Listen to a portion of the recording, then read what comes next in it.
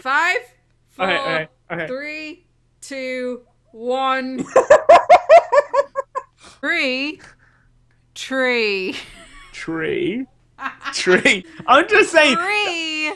Tree.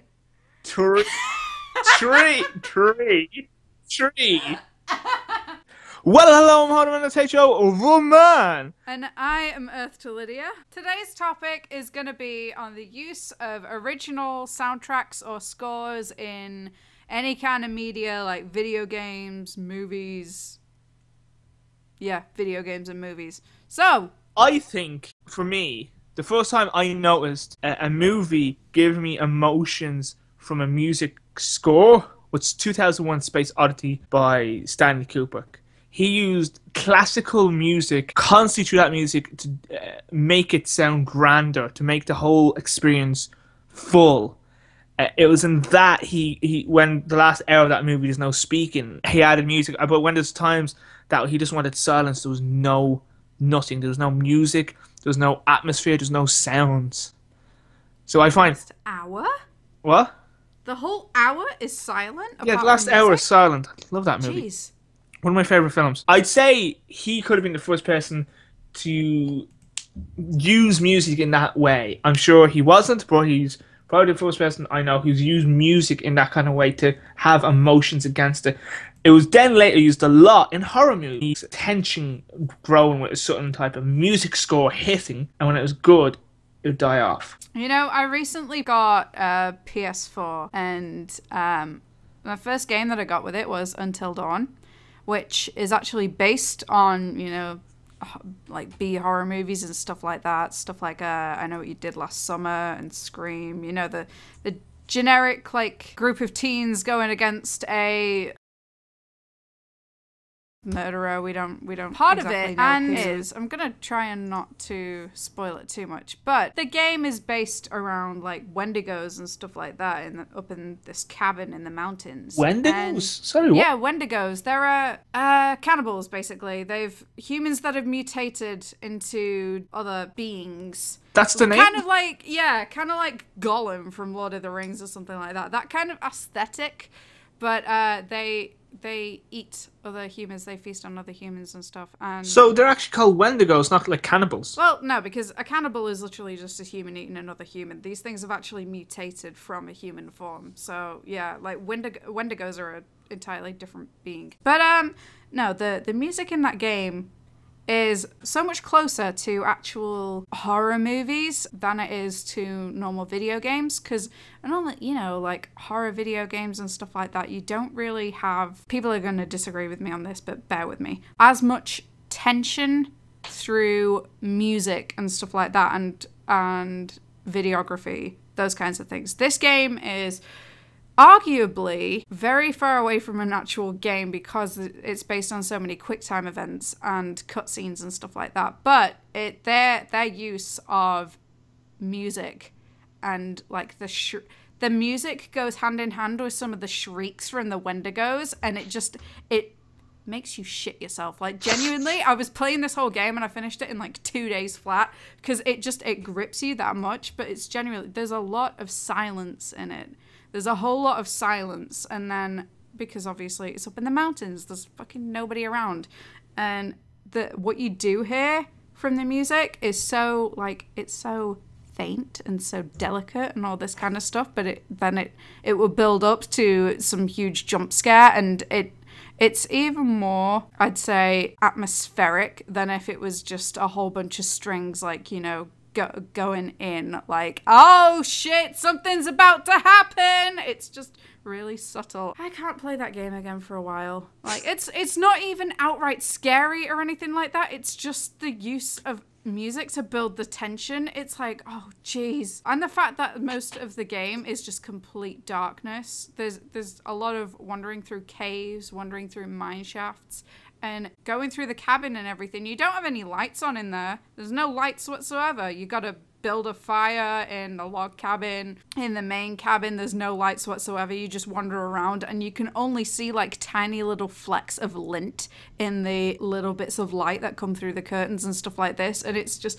there's so much attention to detail. There's subtlety that gives it that edge. You know, there are a lot of people that have gotten on Until Dawn's back because it's horror in a way that isn't blatant horror. I keep myself super busy doing nothing that I only watch 2 YouTubers. One being Game Grumps, I try to watch every day because I love their shit. Because Aaron and Dan are a perfect group of people to work with. They're the best because they're obvious friends who get along and they meld really well because they have good chemistry. They're like Connect 4. They just work well. That's such a bad analogy. I was trying to think of... They're like Connect 4, the 2 colours fighting against each other all the time. Not Connect 4. What's that other thing that you throw thing? Tetris. Like Tetris. They're like Connect 4. They're like Tetris. They just work well. They go together. We go together like that. Yeah, okay, carry on. And the other person I watch is EarthToLydia. Oh, thank you. Because we get on well when we work together. Even though a while ago I suggested doing something and she said to me, careful for doing far too many things together. I think, we have our own channels. And I was like, that's a very fucking fair point. In fairness, it did get to a point where, because obviously I cannot put out videos as fast as you do. I just can't physically do it. Because I'm so anal about editing and everything like that. I have to like rewatch each half an hour or 40-minute episode over and over and over again before I post it, that I just can't keep up with yours. So every single video of mine was like featuring HOTHEMAN. It was like, okay. We need to step back and reevaluate our channels for a minute. Yeah, that's what I've been doing. I originally, for this year, I was going to have 5 Let's Plays going at once. One a day. That would have been like a year of a Let's Plays. But yeah, getting to my point, these are the only 2 YouTubers I watch. Game Grumps and you. So no, I have not watched anything Until Dawn. Yeah, you need to find a YouTuber that's done a playthrough of it or something like that. Every now and then, I just send you somebody that I know that you do not watch and just say, hey, look, so-and-so's playthrough of this game that you've not heard of, but I think you'll like is really good. Why don't you watch this? And you're just like, I already know who this YouTuber is and I'm not watching them. Oh, okay. I was like, hey, it's a really interesting game, and there's this YouTuber that I watch, and I always presume Fry is a different guy, and then you're like, no, that's not Fry, that's someone else. Yeah, no, you always think that it's somebody that it's not, and you've not given him a chance. I know, I really haven't given him a chance. Far off topic for music. That's the idea of the program. Well, it's the idea. It's my idea in the first place, so I can do whatever the fuck I want with the formula. Oh, fuck you! I was the one who proposed it. No, you did not. I brought up the thing first, though. I said, hey, imagine if we had if somebody had a podcast and you called it off topic and you got as far away from the topic as you could, and you were like, yeah, I used to do something like that, but I didn't know that. I just threw it out there. I didn't know that. You can't claim all the credit. Yes, I can. No, you can't. Oh, you liar. My memory is just annoying sometimes. What? My memory can just be annoying sometimes because you remember fights from like 20 years ago and you're like, this is why I don't like this person. How are you with holding a grudge against people? I already know the answer to that. You can hold a grudge against people. I hold grudges against people. They don't realize I'm holding a grudge against them. Yeah, they're just like, why is Kev pissed at me today? Oh, he's been pissed at you for the past 20 odd years, but you're not picking up on it until now. You stole his Pokemon card once. It's kind of a big deal. It wasn't gonna be a Pokemon card, it'd be either oh yeah, it would be a Digi shit one. Digimon that BuzzFeed did a great article on, and don't be bullshit. Why are you gonna quote BuzzFeed?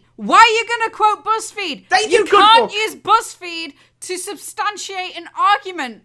BuzzFeed, really? They do sarcastic articles all the time. You cannot take their word for shit. They had a very general article about why Digimon was better than Pokemon, and you know what? Each goddamn one No. They had an author who was like, I don't like Pokemon. I'm gonna write an article on why I like Digimon so much. That was it. They don't have real journalists. They have prissy princesses that are like, no, my opinion's right. We had this argument 6 weeks ago in the last off topic. They can watch that one. 6 weeks? Yeah, that's how long ago we recorded that one. No, it's not been 6 weeks. 6 weeks would take us to last year.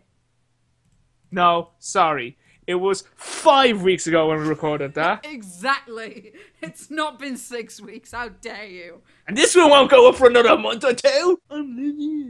I'm super busy because I have a very important job. Look at Kev, he's in the fucking dole. He has nothing doing. Hey, I have things going on in my life. You can't hold me responsible because you don't. I'm kidding. I'm not a horrible person, I promise. I just am sometimes. We had to cut this bit out. No, we're not cutting this out. I find in horror games, the first Fear game was good with this tension and built tension. You know something's going to happen because the music gets a little louder or changes to a different type, and it goes really big, really strong. Then there's a horde of zombies or fuck you things, and then when you kill them all, music changes, so you know you're safe. You can take you can relax. But the instant music change, you go, shit, my hackles are up, my fleckles are up, my hair is on ends, my standing is sitting down. What? Music is fantastic. What would you rather watch? A horror movie without music or with music? Because I've heard people say they can easily watch a horror movie without music, but the minute there's music towards the movie, they can't watch it. It depends. Is this going from one extreme to another, like no music whatsoever, or just really loud music? No, or... but you know, like The Exorcist, they had that very classical music. We'll have a copyright-free kind of version of it now. No, we won't. That was it. Jeez.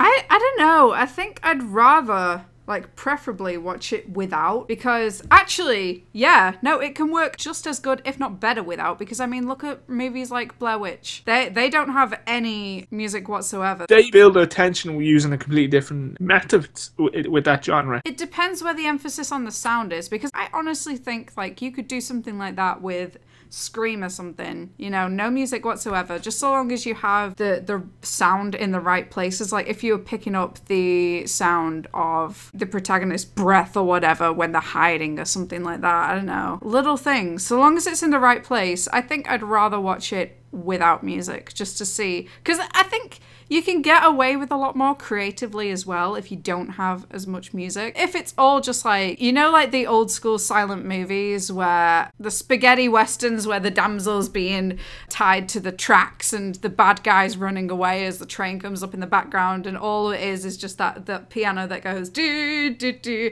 It's not scary, it's kind of comedic, you know, it becomes more comical. Lydia, in fairness, they're not horrors. No, but it's supposed to be a tense sort of thing. Like if you were watching it back in the day and you were seeing this woman being kidnapped and then thrown in front of a train and tied down, and oh my gosh, like before we had the trope of, you know, hero swings in, saves the girl, saves the day kind of thing, there would be tension there. But you know, it's I still at the same time don't think if something brand new came along or something like that and it was just blaring music the whole way through, it's very much just like I think that's kind of well, not blaring music, but have some kind of tense music. That's not what you say. I think if you were going to go for all music or no music, that'd be kind of tougher. I'm sure there's cuts of movies, horror movies, without the music, and I wonder which... Of course there is. With the scores, the scary bits of scores, I wonder which one would be worse to watch. We've adapted in our culture that when we hear kind of if you're watching a horror movie and the music changes, you know something's going to happen. Exactly, but that's what I mean as well. If you have music where you know something's going to happen, then you anticipate something happening. You anticipate a jump scare or something like that. But if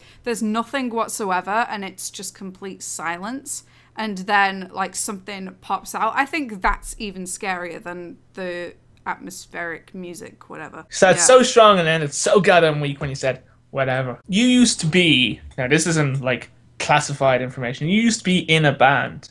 Mm-hmm. What was your genre? Was it rock and roll? You know what? We had to try and differentiate this because we were very, like, modern sort of pop punkish kind of stuff, but not pop punk. It was hard to define because we were in this big competition against like hundreds of other bands, and when we were getting narrowed down into other stages, they'd hold different gigs dependent on your genre, so they'd put all the bands of the same genre sort of together, and we got hooked in with a lot of, it'd vary between like indie bands and a lot of metal bands. You're obviously not going to show an image.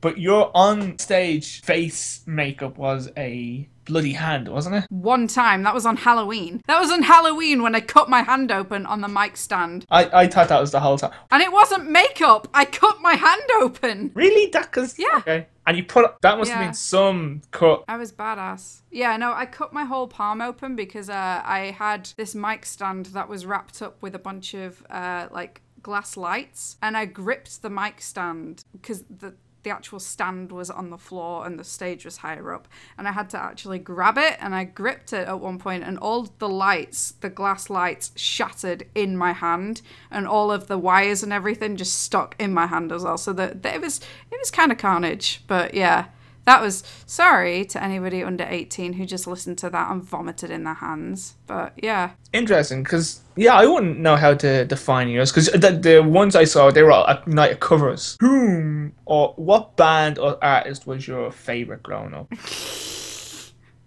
What? Okay, right. Do you want to answer your question? No, that... I could answer that. Okay, I was a very angsty teen, right? The first real band that I ever got into. First of all, when I was like, this is before I kind of discovered my teen angst, but first of all, it was Green Day. Then it was My Chemical Romance. Then in later years, it was a band called All Time Low. And then I discovered a band called Francesca from Oxford in England, who I couldn't get enough of. I thought they were great, and the best part was, like, hardly anybody else knew who they was, so I was like, you know, it was like, it was amazing to try and find them, to try and find somebody to go to a gig with me, and I met a lot of people through that. I actually met Trudy through them. They were my favorite band for a long time. So yeah, it was Francesca. They were my favorite band, yeah, when I was, like, in a band. So, yeah. Alright, I already know this answer, but I want the world to know. Who is your secret pleasure singer? Justin Bieber. Yeah, fuck you. I'm not even I can't even lie. Like, his album's really good. I used to hate him, and I still think he's an absolute prick. But his album is really good, and it pains me to say that. Yeah, you like Justin Bieber and Kanye West. Yeah, that's not hidden. That's not a guilty pleasure. No. And I've seen Kanye live. He's very good. Oh, I wonder who your favourite growing up artist is. Was it perhaps David Bowie throughout your whole life? Maybe. Just a guess. Maybe. Was it? Yeah. Are you sure? Do you want to hear a really interesting fact? There's been loads of hoax videos about, Bowie faked his death and all this. Yeah, but it's just a guy who looks like him. Yeah. I don't think the guy looks like him at all. Oh, I've not even seen it. They both have fake teeth and the same kind of chin, and that's it. Did Bowie have fake teeth? Yeah. Oh. Well, he had them things he did in the 80s to cover his old teeth. Oh, veneers.